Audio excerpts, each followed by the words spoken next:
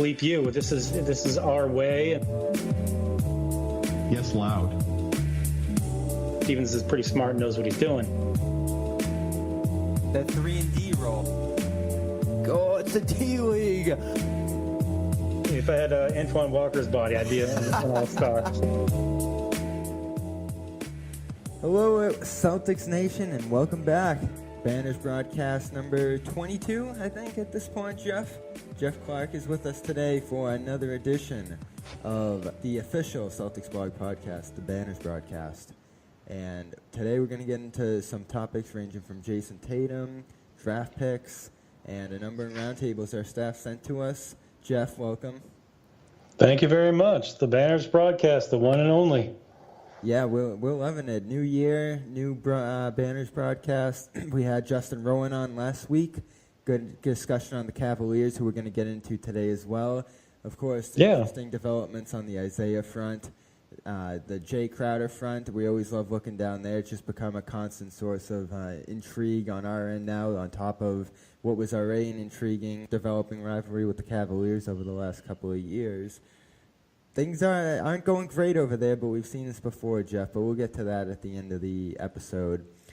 First things first, if you guys like the show, want to give some critiques or anything else, send them my way at Real Bob Manning or at Celtics Blog. You can send them right to the boss, and he'll let me hear it. If you like the show, give us a review and rate on iTunes. That's the best way you can show your support for the show. And, of course, check out all the great content we have at Celtics Blog. Let's get into it, Jeff. Sounds good. Tatum, we are, I want to say, just under a year. We're probably 7-8 months into the Jayson Tatum era now, which is going to be a great long era as we hope. And it started off controversial. Now it feels unanimous in that it was just a great, astounding pick that Danny Ainge couldn't have done any better on. And we saw him in full force in London. It was amazing. That was as good as I've seen him look all season. Just taking over the game into the third quarter, hitting shot after shot, getting to the rim at will, showing off versatility offensively, really. And that prompted you, of course, to write your article about him, which is up at Celtics Blog now. What is your thinking on Tatum right now, obviously, beyond the fact that we can all just say he's amazing? Give us a little more insight than that. Well, the funny thing is that I started thinking about writing that piece a few days ago, because he's just been fantastic all season, and it's been a joy to watch him develop at warp speed at such an early age. The onus of the piece is just sort of this fan mentality of, like, how excited am I going to allow myself to be about this young guy?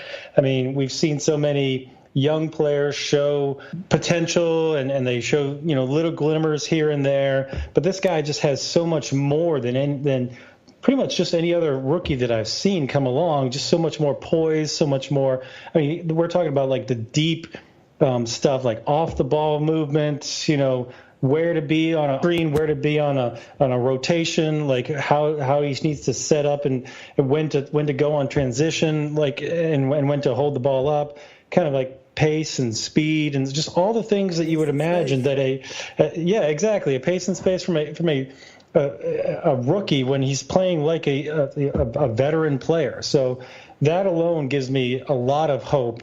And then you add in the fact that he's just, shooting the lights out of the ball. He's one of the leading, like one of the top two, 3-point shooters. He's got all these amazing talents in terms of getting his shot off at any place on the court. So, I mean, there's just so much to enjoy about his game. And I haven't even started to talk about how the fact he's just yamming on people, which is just fun to see. So that's just amazing. That's my favorite thing about Al Horford, those moments where he just gets ferocious. Because I'm starting to see, people have been doing these comparisons on Tatum. Who is he? Is he Paul Pierce? Is he Carmelo Anthony? Is he this guy, that guy? It's tough, and we've done that before on the show. The guy who I don't hear a lot when it comes to comparisons about him, and obviously they're different positions, but in demeanor, in the way they approach the game, I see a lot of Horford in him. The length, the defensive prowess we've seen in him, the shooting, of course, and obviously just the unflappability, as you like to say about Tatum. They both have that demeanor where they're able to go through the flow of the game. Both don't show a lot of emotion. They both are pretty level-headed, whether there's bad calls or anything else. And then there'll be those moments where they just completely unload on the front line and are dunking over two people, and you're like, whoa, he's got that in him too. Yep. Yeah, I like to say he's completely devoid of flap. So he's totally unflappable. Yeah, I like the Al Horford comparison. He's like Al Horford with a lot more swag. But I was going to say maybe a little bit of Tim Duncan in there too. We're kind of comparing him to, for lack of a better word, boring people. He's got a little flow to him. He's got a little bit of swagger to his gait, if not his tongue, if you will. So I enjoy seeing him out on the court. He looks like he belongs. That's the way it is with us 19-year-olds. We got to keep it cool. Yeah. You definitely bring the swagger on the podcast. I appreciate that. Yeah, I gotta. You're like the Horford around here. I gotta be the Tatum to this podcast. Very nice. Very nice. What I do bring to this conversation, what made me bring up that Horford point is, this hasn't been talked about with Tatum either, and I was able to get a chance to be in the locker room over this winter break. And the first person I walked by going through the hallway was Tatum. And I'll say this, we talk a lot about the height of players, whether the listed height is real, the measurements are legit, and that was obviously a big topic with Kevin Garnett. I heard Jeff Van Gundy say this on one of the broadcasts last week. It might have been the Minnesota one or one of those ones there. This guy is definitely taller than 6'8". He is 6'9", 6'10", maybe even 6'11", and you see it in the way he rebounds. And walking by him in the hallway, this was one massive human being. He might even be Horford's height or even a little bit taller. His length is unbelievable. The physical tools he has are just off the charts, and he does so much with them. Looking back at draft time, there was a stylistic concern with him. People were worried about the way he approaches the game, if the college techniques he was going to be bringing to the NBA level were going to be able to translate. And what still blows my mind to this day, looking back at the Duke tape, is he just transitioned his approach perfectly to fit the Celtics system, to fit the NBA system. There were so many post-ups, so many isolation face-ups in the Duke system. And I'm still flabbergasted, even as a guy who was a big Tatum guy, that he was able to make those adjustments so quickly where he'd fit in the flow of not only the Stevens system, but the NBA that has gone away from those tendencies he showed in college. Yeah.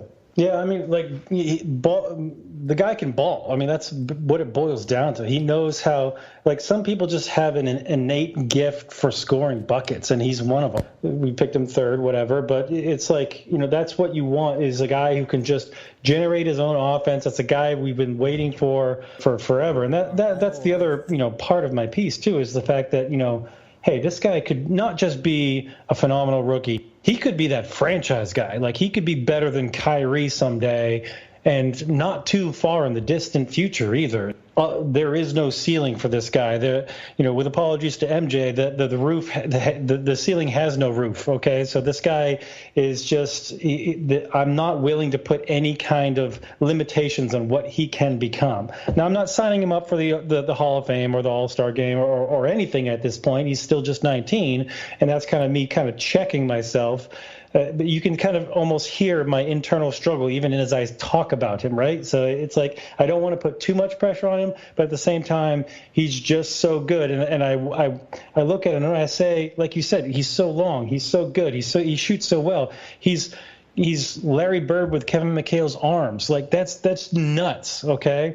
And the other funny thing is you talk about his length. I love the fact that he's now doing wraparound passes to the 3-point line. That almost shouldn't be fair. He looks like Randy Johnson out there, just throwing it from one end of the court to the other and wrapping completely around somebody like Plastic Man or something. We've run out of legitimate comparison to this. The first to Jayson Tatum, like that's that he is what he is. Jayson Tatum won. Yeah, exactly. 1.0. It's fitting that he's wearing number 0 too in the aftermath of Avery Bradley, because we are seeing him put new pieces on his game month after month. That was the calling card of Avery Bradley here, is how he just kept laying his game year after year, month after month, putting little pieces you didn't expect. Last year of Avery Bradley, the rebounding he added, going from like 3 rebounds a game up to almost 7 that season, was ridiculous. The common denominator there is just work ethic. Both those guys work so hard on their game, and that's what pays off. Yeah, and that's what I love to see out of these young players is transitioning their games beyond what we think they can be. Because we had certain doubts about what Jayson Tatum could be defensively, and he's alleviated those with those blocks around the rim. He also does this thing where he'll be circling around a player with the ball, and I've never seen anyone really do this. We've seen a lot of great players with great length in this league, but what Tatum has the mind to do with that length is he'll just walk by a player with the ball, stick his arm in the vicinity, and like half the time he does it, the ball just sort of seems to pop loose, and he's been able to generate a ton of steals doing that this year. It's one of my favorite things he does on top of all the other great, amazing things we see him do on a nightly basis. And looking back on it, he's only had like 2 or 3 nights where you say, oh, he struggled tonight. He finds a way to be efficient, even if he doesn't start the game that way. By the end of the game, his percentages look pretty good, and he has the awareness to pick his spots, which is great too. It is really hard to find something negative to say about his season. When we came out of the draft and all the scouting reports on him were, we already talked about like he plays inside the arc. Well, that's been solved. Right from Summer League, Brad Stevens was saying, hey, this guy can ball on defense, and we're seeing it right now. I mean, like if you had told me at draft night that he could play this level of defense this early in his career, I would have been right there with Danny Ainge and say, okay, number 1 draft pick, let's go ahead and pick him.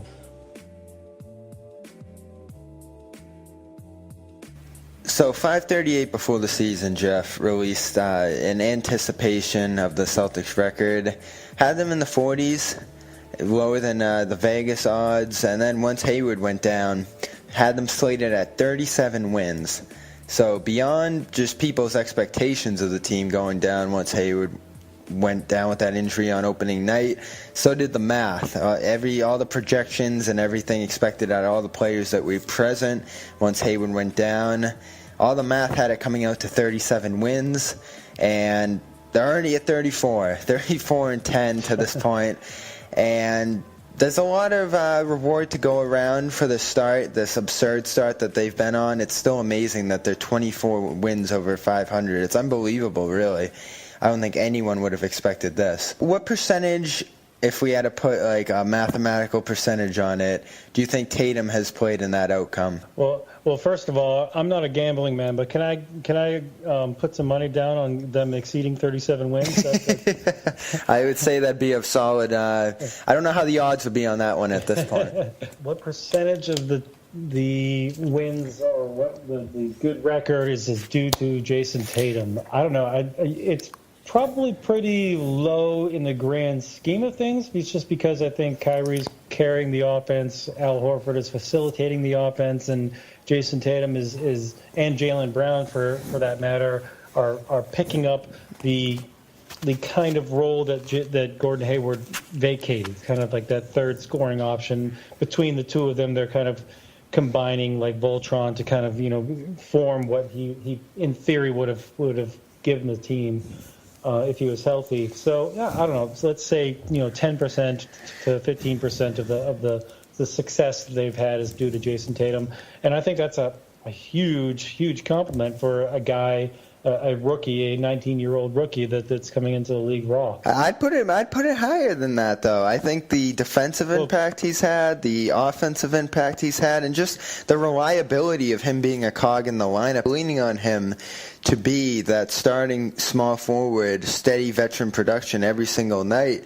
And he definitely has exceeded expectations, but I look across the roster and wonder if it wasn't him, I don't know who else would have been able to fill that role. Well, clearly you're wrong on this purely subjective matter. Yeah, I don't know. I mean, yes, he's clearly important. I think that Horford and Kyrie are just so good and so good at this, at leading this team, and they're veterans. They know what to do. They're leading the way. I mean, he's obviously very important. He might be. I think just at this very moment, I think Jaylen Brown is probably already the third best player on the team, and Tatum's not far behind. So that's saying something right there, and it just speaks to the depth that this team has is that they have that many good players, even with Gordon Hayward out. Yeah, it's impressive for sure, and he definitely is picking up fast on Brown.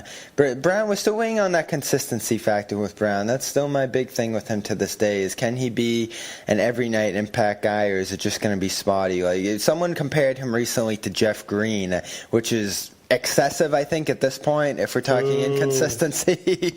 But that worried me a little bit. It crept that seed of doubt in my mind to say, oh, I really hope that doesn't go in that direction, because I think you know well that was one of the more unpleasant experiments in Celtics history for sure. For Jaylen Brown, I still give him the kind of young player pass, if you will. I mean, the thing that separates good young from good veteran is consistency, like you're talking about, right? So, like, Jaylen Brown's going to show signs of brilliance and domination in some games and then completely disappear in other games. But that is a rookie or a second-year player's tendency. But when they become veterans, what separates them from the pack, what separates them from being a good to great player is that consistency. And so when you see him, contributing X amount, it doesn't even have to be a ton. I'm not expecting him to be a 20-point scorer with 10 rebounds and all this other stuff. Like, I just want him to be 18 points, reliable every night, playing hard-nosed defense and showing no fear and giving us what he can give us. And if anything over and above that, in my mind, already is gravy. And, I think he's got that potential. He's got the potential to be a 20-point scorer, don't get me wrong. But I think he seems to be more of that jack-of-all-trades, master-of-none type of guy that is going to be impacting the game in so many different facets, maybe like an Andre Iguodala type, or something. I like that comparison a little better. Well, a lot better than Jeff Green, that's for sure. Yeah, absolutely. So recently, we've had conversations in the past about Danny Ainge's draft track record, and today's a good day to do it with Jayson Tatum being the theme of the show. And I have an interesting theory on the draft track record of late. Spur of the moment type thing that dawned upon me this week. Ever since Brad Stevens arrived, Ainge's draft record has been pretty good. We're going to read through it real quick right here, and you can basically respond to all these names with good or bad as I read across them. Jayson Tatum. Good. Semi Ojeleye. Good for his draft position. Kadeem Allen. Undecided. Jabari Bird. Undecided. And we'll just go with the first rounders. Probably unfair to do the second rounders. Jaylen Brown. Solid. Very, very, very solid. Gershon Yabusele. Good. I mean, to be determined. Then we have Ante Zizic, who became Kyrie Irving. So skip down. that was obviously we referred to it as the Ante Zizic trade. Right? Yes, absolutely. Terry Rozier. Solid, like surprisingly solid. R.J. Hunter. Not so solid. Marcus Smart. Very solid, like brick solid. James Young. I don't care enough, so I'm not going to answer. All right. Kelly Olynyk. Surprisingly Canadian solid. Yeah.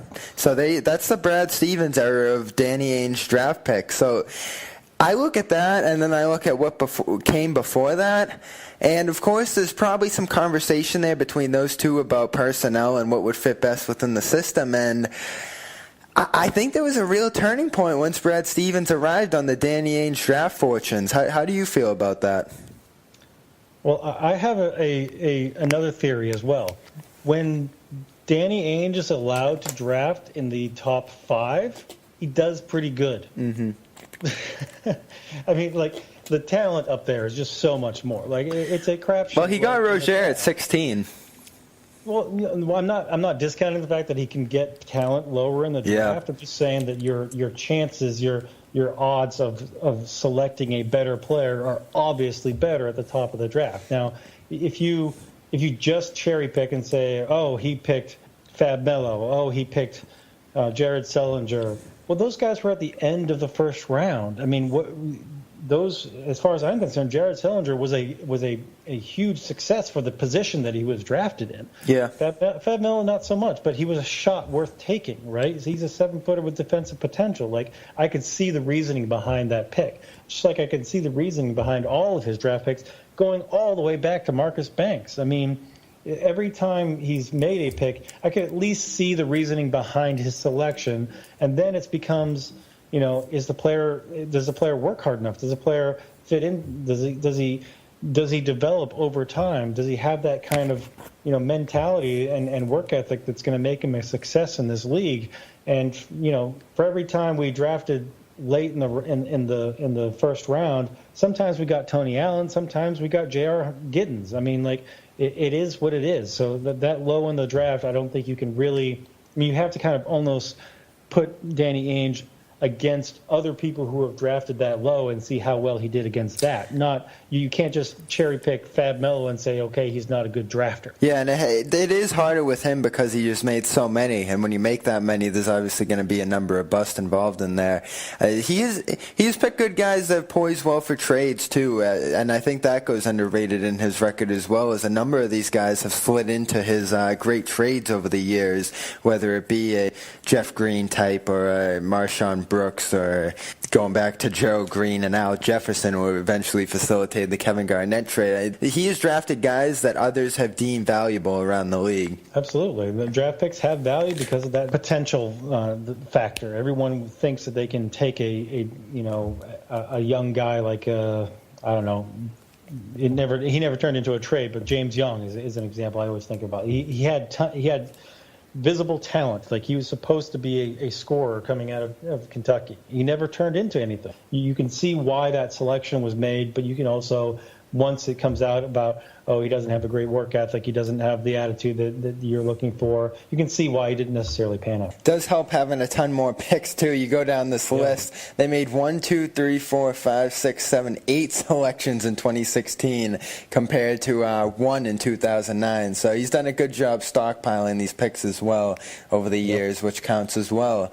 I do like how more guys are getting a chance in the league now, too. Keith Smith's favorite, the two-way contracts now. Allen and Bird have been able to stick around and get their chance, whereas other years they would have been fighting for that last spot, and they probably would have been out of here by the end of it. And if you had that around when it came down to that R.J. Hunter, James Young battle 2 years ago, both those guys are probably still sticking around in Maine and at least have a chance to get up and play some games when injuries happen and stuff like that. Yeah, and it's an encouraging sign to see the league going in the direction of developing and using that D-League/G League, whatever you want to call it these days, to their advantage. I think Adam Silver is doing the best he can with the infrastructure that he has to build up a kind of a sort of minor league system that will be at least a good developmental assistance to the major league clubs. For the first, I didn't make it up a week ago, but for the first time ever, like, Maine excites me. I want to get up there and see a game and see Yabusele and Allen and Bird and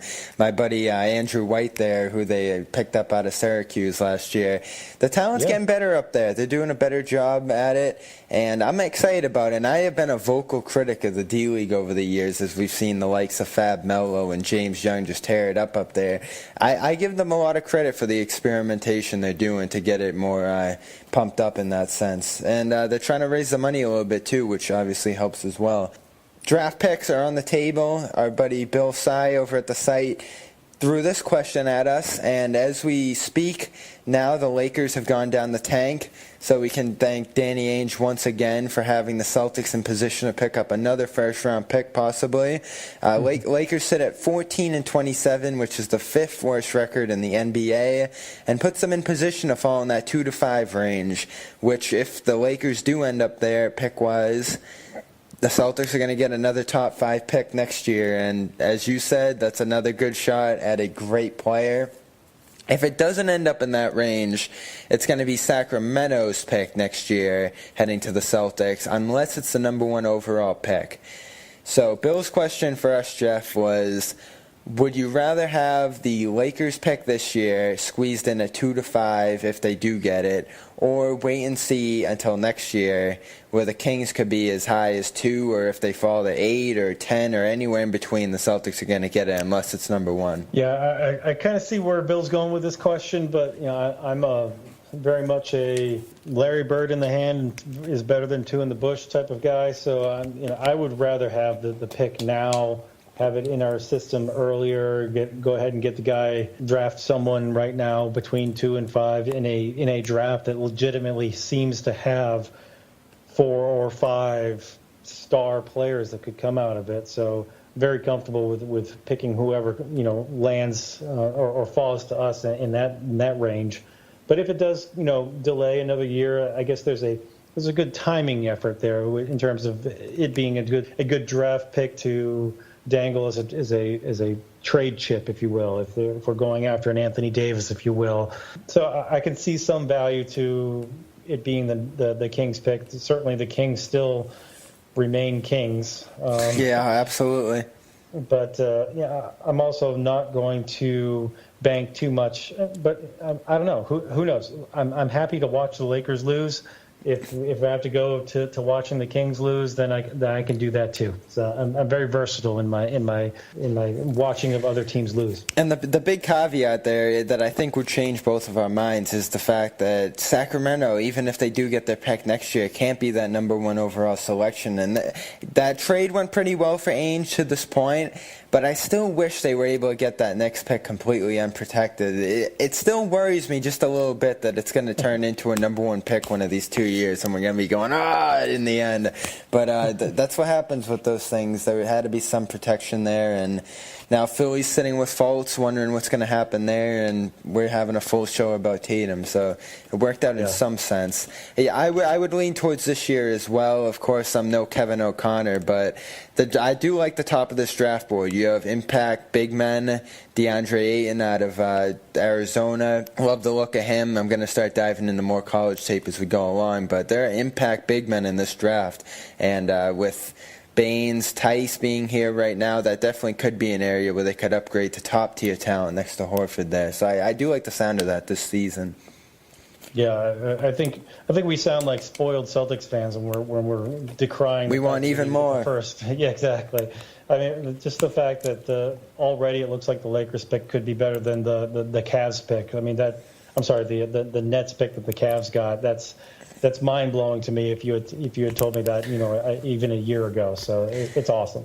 Yeah, we're spoiled, but we're not. I mean, we needed some good things to happen after Hayward went down. We didn't know what to say that night. I mean, we were just in complete doom and gloom. So I think it's only right that it's gone this way. Right. The only fear that I have on a macro level is that we keep having these dreams about we are the Eastern Conference champions and we got the number 1 pick, and now we're still talking about the future. We got Jayson Tatum and we've got this Lakers pick. So I want to stop talking about the future, and I want to be a dominant team in the top of the championship conversation. And we're kind of getting there with our record, but we're not getting there necessarily with the narrative. I think everyone still, and perhaps rightfully so, says the ceiling on this team is questionable with the fact that Gordon Hayward's not in.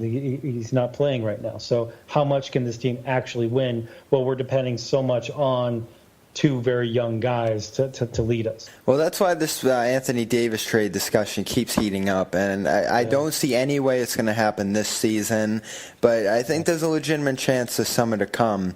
And the big question, if that ever does come to the table, is there anyone that's going to be untouchable? And this is another question Bill fired at us. If Davis is on the table right now, and of course the guy we're looking at when it comes to untouchables is Tatum, I think most other guys would be on the table right there. If Tatum was the deal breaker, how do you feel about that next summer? Yeah, I mean, I addressed this briefly in my piece. If you base it purely on what he's doing right now, or even just a little bit of a progression, you could make the case very easily that Jayson Tatum plus other pieces are worth throwing into a trade for Anthony Davis. What my point is that by the time the Pelicans are ready to trade Anthony Davis, which could be this summer, next summer, whatever, I think by that time, Jayson Tatum's going to prove unequivocally that he's worth more than, or not worth throwing into an Anthony Davis trade plus something else. I just don't see him, the point of, like, there's no such thing as an untradeable player in Danny Ainge's world, but I think Tatum's value, based on his youth, based on his fact that he's on his rookie contract and is so good so early, I don't think that there is a deal out there that is going to make him move Jayson Tatum. So he's about as close as an untouchable as you can get in Danny Ainge's universe. Yeah, and he's always going to push for the value pull in those trades as well, which makes it unlikely that we're going to see Tatum go flying out in that sense, because Tatum probably is still, even with the picks left over, the most valuable asset they have to them going forward. There's just something about Davis that just intrigues me wildly, though. It's that Kevin Garnett factor, him being that size, him having that level of impact on both ends of the floor. And I still say I 100% agree with you in that sense that the Celtics aren't treated as true title contenders, even though the record's there, even though they made that East Finals run a year back. I think Davis would change all of that with just how larger than life his impact is. And of course he doesn't have that Kevin Garnett demeanor to him. It's that low-key attitude we were talking about in the opener that he beholds. But when you look at the impact on the court, when he's not injured, and that's the key point right there, he's Garnett-esque in that sense. And you remember yourself the thought around Garnett around the league before he came to Boston and after he came to Boston, and he was in that better system, able to win a championship. It all flipped, and eventually he became known as one of the greatest players of all time because of that. There are concerns about Davis, but I think you throw what we already see in him into the Celtics system where Stevens can get a hold of him and he's around better players. It just makes me giddy. Yeah, I don't see any concerns with him personally. I'm a 100% huge Anthony Davis fan. Love his game. I actually really enjoy the conversation in terms of comparing him to Kevin Garnett because I think they are very similar. They have the ability to make an impact on both ends of the court. They are so long, they're so strong, so talented, etc. So yeah, don't get me wrong. I would love to have Anthony Davis in a Boston Celtics uniform, and I would give up half the farm and a few other farms in order to get him in here. I just don't want to necessarily, jettison a Jayson Tatum who, like I said in my piece this morning, he could be that franchise guy. He could be as good as Anthony Davis down the line. So that's not out of the realm of possibility. Definitely not going to happen this year. There's a number of things you can talk about, the reasons it wouldn't work, money, the Pelican situation, all the above. So we can throw that forward to the summer. For now, it's the Celtics, it's the Cavaliers, and of course the Raptors still in the conversation now. The interesting thing about the Raptors, they had the Celtics number last year and the year before that. It was just a good matchup for them and not necessarily so for the Celtics. And we've seen that matchup once this year between them that the Celtics got the upper hand in. So that matchup's interesting for me going forward. I'm really excited to see those two teams go at it again. Celtics, Cavaliers, we know how those two teams line up a little bit. So how do you feel about those two teams at the top of the East? How much do they scare you? How much do you think the Celtics stand a chance against both of them in a 7-game series when it comes down to that, or if it comes down to that? Yeah, sure. And by the way, I wanted to give a shout out to Cooper Wyatt, who gave us a question about the Cavs and the Raptors on Twitter, asking about who are we more concerned with, Raptors or Cavs. The Raptors are an interesting team in that, last year I think they were much more of at least DeMar DeRozan in particular was much more of a what we were worried about with Jayson Tatum, long twos and low percentage shots. He's kind of like the Kobe light, if you will. But he's expanded his game out to three-point land, and he's now being more of a threat. And so they've changed up their offense to be a little bit more, for lack of a better word, Morey-like. And I'm interested to see how that matches up. I almost feel like last year it gave the Celtics fits because they weren't used to people actually taking so many shots inside the arc. And now, perhaps when they go back to more of a modern game, maybe the Celtics know how to match up with them a little bit better. So it's kind of like a inverse relationship there. But I don't know. I think that the Raptors are a very, very good team. They've done a lot of great things, and I would definitely be concerned in a matchup with them in the playoffs. But I also tend to like our chances too. And Zach Lowe interviewed Dwayne Casey on the one of the ESPN podcasts about 2-3 weeks ago. I really enjoyed that listen, and it did dive deep into the systematic changes that the Raptors made going into this season. You have C.J. Miles there. They drafted OG and Anadami. That's a tough one right there. That guy. And he's been great for them. And we have seen a rejuvenated DeRozan. Kyle Lowry still as good as ever at that point guard spot for them. But they did have a system issue there, and they addressed it, and there's a lot more motion, a lot more spacing there this season. So as much as the Celtics have changed, they've changed too. And they play next on February 6th. The Celtics beat them 95-94 back in November, so very early in the season where the Celtics were on a tear, unequivocally then. 21 points from Horford that night, 13 and 7 from Tatum, 18 from Brown, and they were able to pull out of that one. I'm intrigued by that matchup because the Celtics did skate around them last year, and that was a big reason they made it to the East Finals, I think, is they didn't have to deal with that matchup. But now both teams have changed so much. Yeah, I mean, it's going to be a dogfight, kind of like it was with the Wizards last year. If they do meet in the playoffs, I think that would be an interesting matchup, to be sure. So Cavaliers, here we are again. Yeah. I talked to our good friend Justin Rowan last week. We had the big discussion on whether or not they're trying or whether or not that's a real thing. And that was a great conversation. That gets in my head like crazy, so I'm not going to go off on a tear about that this week. Where are we with the Cavaliers? Are we concerned, or is this just another example of them trying to get through the 82 games and then turn it on come playoff time? I do think it's very interesting this year because that roster's new as well. They are facing new challenges there, new players that they have to get instituted in that system.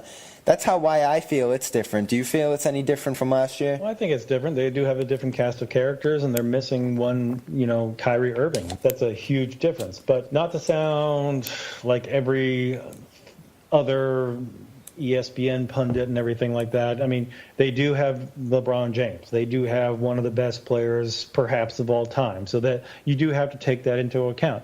On the other hand, one man can't make an entire season. You can't overcome the fact that they have one of the worst defenses in the league. That defense is really problematic for them, and no great team has that bad of a defense. So I am hoping that is their Achilles heel, and I saw somebody else say this point. They've got Isaiah Thomas and Kevin Love in their starting rotation, and they've leaned heavily on guys like Calderon and stuff like that. Like, this isn't going to be a great defensive team. There's only so much Jay Crowder can do as one person, and he's struggled this year. So yes, I'm enjoying the fact that they're struggling, but at the same time, you always have to give them that asterisk of, yes, they have LeBron James. They're going to be dangerous in any playoff series. Doesn't necessarily mean they're going to give Golden State a run for their money, but I think that they're good enough to really compete in the East, just based on the fact that they have, LeBron, Kevin Love, Isaiah Thomas at whatever percent he's at this point, and shooters around them. That LeBron factor's key. Every LeBron team has made the finals since 2010 when the Celtics made it, and so that's something the Cavaliers are going to be able to hang their heads on. But at the same time, we're reaching a point where he is playing massive minutes. He's getting older. And I think on the other side, that LeBron factor is going to be key possibly in their demise as well, because he is a free agent this summer. There is going to be that possible out for him at the end of the door if they do fall short this year. And then on the other side, there is going to come some point. It seems like it's so far in the future that it's never going to come. But with them having to play him 35, 40 minutes a night just to be competitive, there's going to be a time where that hits a wall for them. I mean, we've seen LeBron do things that no human has ever done. Yeah. But at some point, the 35, 40-minute games are going to have some sort of tangible effect. And I feel like they are so ride or die on LeBron at this point that if there's any slip-up on his end, it's going to open a huge door for the Celtics.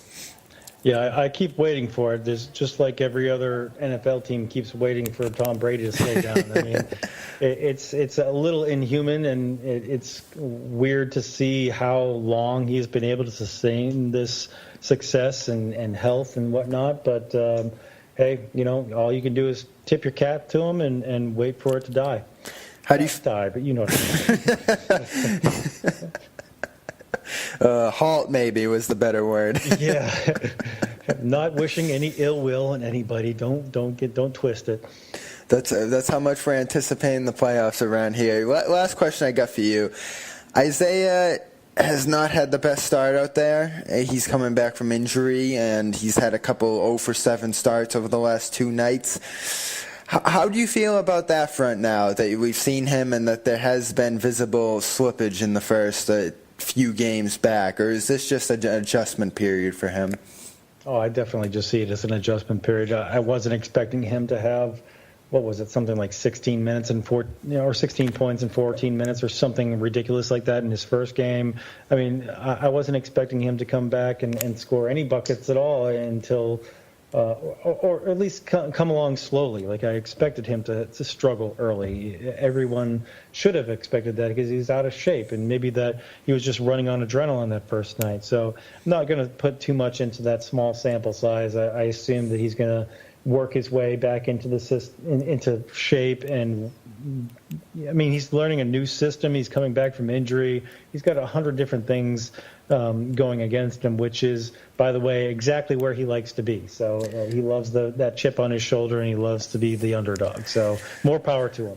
What's the percentage chance that him and Paul Pierce are duking it out on the Shamrock over a video on February 11th? I hate this topic. I really don't care. I mean, I'm the last person to worry about this kind of stuff. If they want to have an issue, then I'm sure the Celtics PR group is going to have their hands full. But I couldn't care less. Just give me my Paul Pierce night and have Isaiah have a nice tribute video. If it happens to be on the same night, I don't care. If they don't have it on the same night, I don't care. 1 month from Thursday, Cavaliers Celtics at the Garden. Paul Pierce night and Isaiah Thomas night as well. We'll see how that goes. Jeff Clark joining us today is the boss over at CelticsBlog.com. He wrote about Jayson Tatum this week, so go check that out over on that site, and go give us a rate and review if you can over at Apple Podcasts, Stitchers, wherever you get your podcasts. We're also on the CLNS Media app, so be sure to check out clnsmedia.com as we continue to expand our Celtics, Bruins, Red Sox, and league-wide coverage over on that front. Great work by Nick Gelso and the rest of them. Thanks for being with us here today, Jeff. We got another great New Year shows coming, and we're happy to have you here for part of it. Thanks, Bobby. It was a great show. Good night, everybody. See you next week.